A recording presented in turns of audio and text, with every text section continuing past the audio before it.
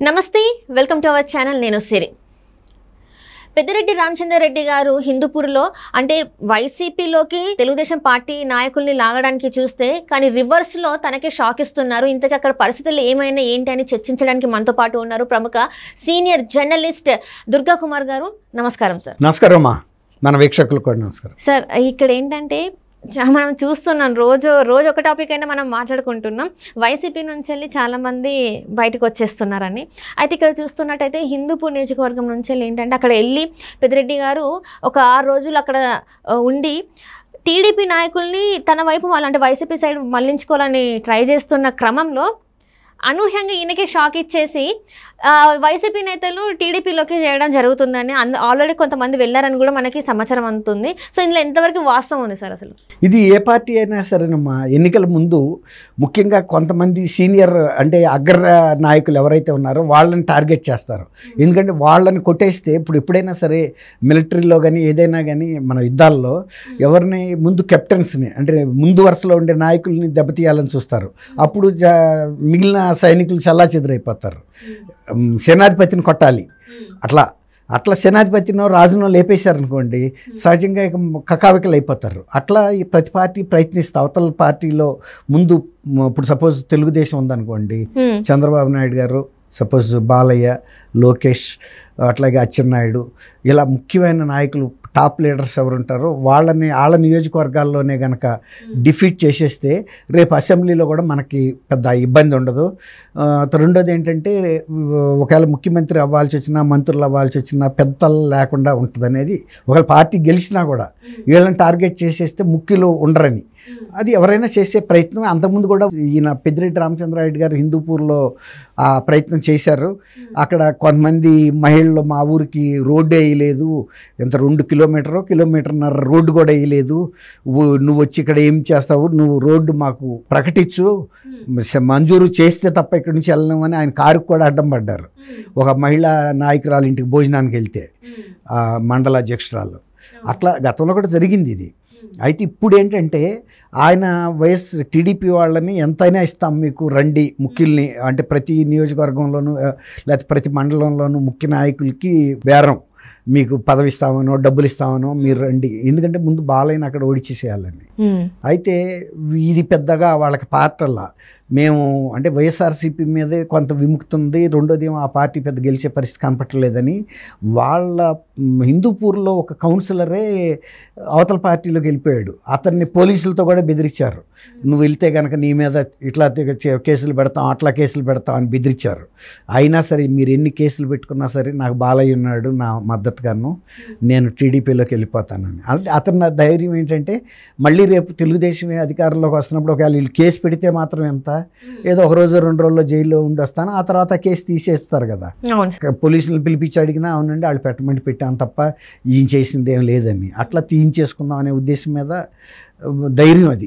అంటే ఇక్కడ హిందూపూర్ అనే ప్లేస్ చూసుకుంటున్నారు సార్, బాలకృష్ణ గారికి అది కంచుకోట లాంటిది. ఎన్నిసార్లు అయినా అక్కడ అక్కడనే గెలుస్తూ ఉంటారు. సో అలాంటి ప్లేస్కి వెళ్ళి అక్కడ ముఖ్య నేతల్ని వైసీపీలోకి లాక్కోవాలని చూడడం అంటే ఇది అవివేకం అనుకోవచ్చు. అంటే రారు కదా నార్మల్ గా. అట్లా ఉండదమ్మా, ఇప్పుడు చేసే రాయబారాన్ని బట్టి అక్కడ ఉన్న పరిస్థితి. ఇప్పుడు ఇందిరాగాంధీ కుటుంబానికి రాయబేరిలి నియోజకవర్గం ఎట్లాగో హిందూపూర్ ఎన్టీ రామారావు గారి కుటుంబానికి అట్లాంటి నియోజకవర్గం. ఎందుకంటే ఆయన ముఖ్యమంత్రిగా ఉన్నప్పుడు గెలిచాడు అక్కడ, తర్వాత హరికృష్ణ గారు గెలిచాడు అదే కుటుంబం నుంచి, మళ్ళీ ఇప్పుడు బాలకృష్ణ గారు కూడా గెలిచారు. అంటే 3 గెలిచారు. చెప్పాను కదమ్మా ఇంతకుముందు యూపీలో రాయ్బెరిలి, అప్పుడు ఇందిరాగాంధీ గారు గెలిచారు, తర్వాత రాయ్బెరిలో రాజీవ్ గాంధీ, సోనియా గాంధీ గెలిచారు. I think 1 time Rahul Gandhi కూడా గెలిచినట్టుంది. అంటే అంత ఒక ఇదే అనమాట వాళ్ళకి కొన్ని నియోజకవర్గాలు. అమేథీ ఒకటి. అక్కడ వాళ్ళ నేతలు అంత గట్టిగా అంత మంచి పేరు తెచ్చుకున్నట్ట, లేకపోతే వాళ్ళకి ఫ్యాన్స్ అంతగానో ఉంటారు అనుకుంటారా? వచ్చా సార్ మనం అంటే ఒక అభిమానం అమ్మ, ఒక్కొక్క కుటుంబానికి ఒక్కొక్క సెంటిమెంట్. ఇప్పుడు కడప జిల్లా ఉంది, వివేకానంద రెడ్డి గారి హత్య జరిగే వరకు కూడా వైఎస్ఆర్ కుటుంబం అంటే ఒక క్రేజ్, జనంలో ఒక అభిమానం, ప్రేమ, వాత్సల్యం అలా అన్నీ కలిసి ఉంటాయి.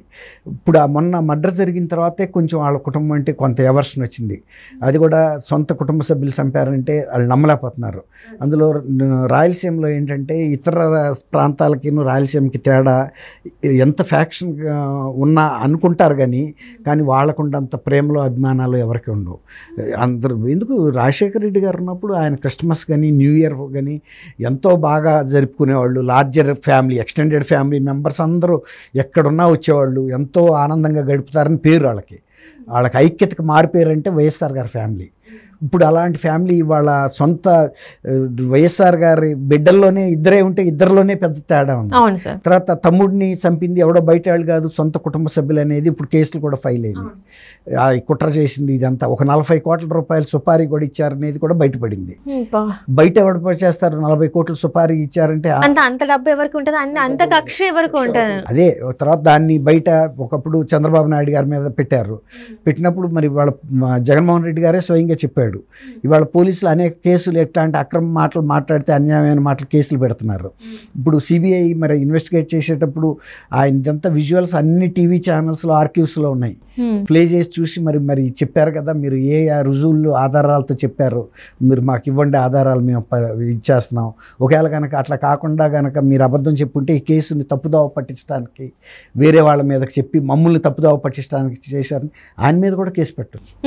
ఎందుకంటే అది ఉద్దేశపూర్వకంగా తప్పుదోవ పట్టించారు కదా. అంటే వీళ్ళు ఇప్పుడు దొంగ ఇటేపుకు పారిపోతే నేను చూశాను ఇటు పారిపోయానని నేను చెప్పాను అనుకోండి, అసలు దొంగ ఇటు పారిపోలేదు నువ్వు ఎట్లా చూడగలుగుతావు అంటారు కదా.